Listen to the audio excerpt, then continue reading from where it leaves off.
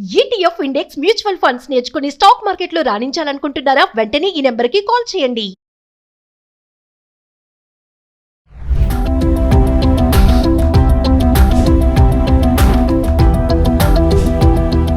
Suman TV ప్రేక్షకులకు నమస్కారం.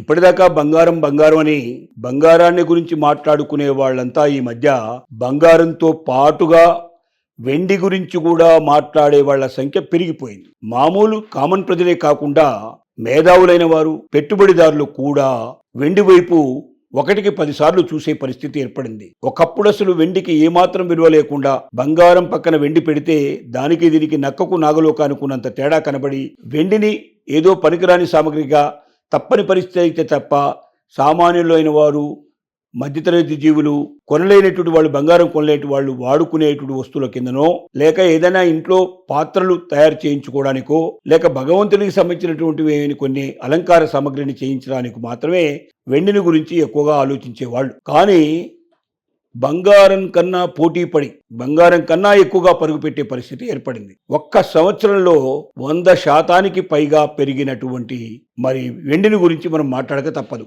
ఒక సంవత్సరం క్రితం ₹1,00,000 లోపలే ఉన్నటువంటి కిలో వెండి ఈ మధ్యకాలంలో 2 లక్షలకు పైగా పెరిగి ఇప్పుడు కొంత మళ్ళీ తగ్గుముఖం పట్టేటువంటి పరిస్థితి ఏర్పడింది. అంటే 100కు 100% పెరిగినటువంటి కమోడిటీస్లో వెండే మొట్టమొదటి స్టేజ్లో ఉంటుందని చెప్పక తప్పదు. ఎందుకు వెండికి ఇంతగా పెరిగిపోయే పరిస్థితి ఎందుకు ఏర్పడింది? దీని మీద ఇప్పుడు ప్రభుత్వాలు కూడా ఎందుకు ఎక్కువగా ఆలోచనలో పడ్డాయి? ఫిజికల్ వెండితో పాటుగా మరి బాండ్ల రూపంలో వెండి తీసుకునే వాళ్ళ సంఖ్య కూడా బాగా పెరిగింది. అంటే బాండ్ల రూపంలో వెండి కొనేటువంటి వాళ్ళు డైరెక్ట్గా వెండి అక్కడ పెట్టాల్సిన అవసరం లేదు.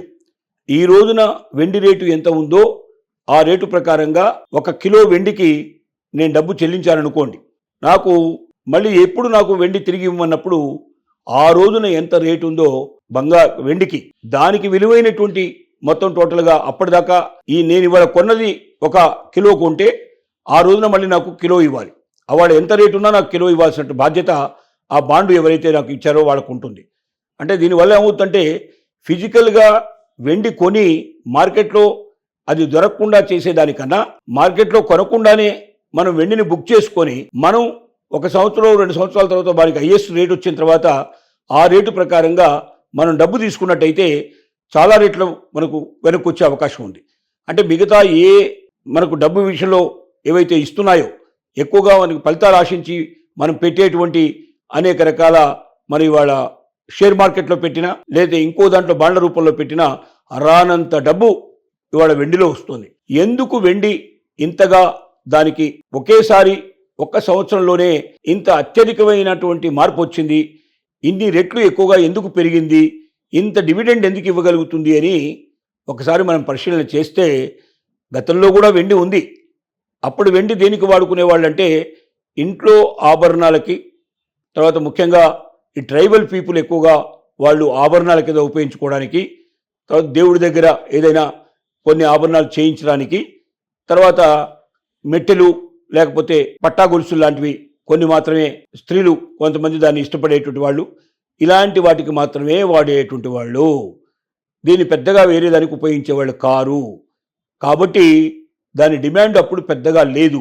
అందుకే చాలా తక్కువ రేట్లో దొరుకుతూ ఉండేది. కానీ ఇవాళ దాని పరిస్థితి ఎలా ఏర్పడిందంటే బంగారమైనా దొరుకుతుందేమో కానీ వెండి దొరకదేమో అనేటువంటి భయం క్రియేట్ అయ్యే పరిస్థితి ఏర్పడింది.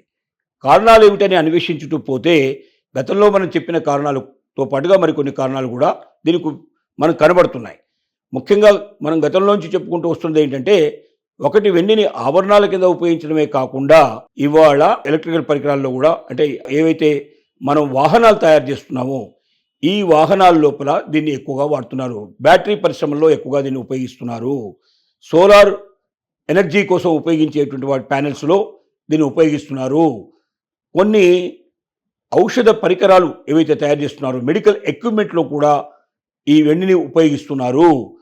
ఇలా చెప్పుకుంటూ పోతే రోజు రోజుకు దీని వినియోగం విపరీతంగా పెరుగుతోంది. మరి వెండికి అంత గొప్ప గిరాకీ లేదు కాబట్టి వెండిని ఎక్కువగా అన్వేషించి వెండిని ఎక్కువ వెయిటికి తీసుకొచ్చి దాన్ని ఎక్కువ మందికి అందించేటువంటి ప్రయత్నాలు ప్రభుత్వాలు పెద్దగా పూనుకోలేదు గతంలో.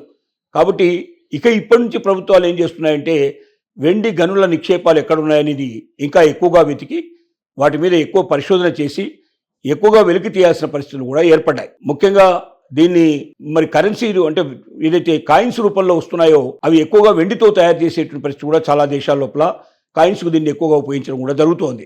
ఇలా చెప్పుకుంటూ పోతే అనేక పరిశ్రమల్లో దీన్ని ఉపయోగించడం వల్ల దీన్ని మనం వాహనాలు తయారు చేసే దాంట్లో తీస్తే సంవత్సరానికి కొన్ని లక్షల వాహనాలు తయారవుతున్నాయి. ఈ ప్రతి ఒక్క వాహనంలో 70 కిలోల వెండి వాడతారంటే లక్షల వాహనాలు తయారు చేసినప్పుడు ఎన్ని టన్నుల వెండి దానికోసం పోతుందో దీన్ని బట్టి మనం అర్థం చేసుకోవచ్చు.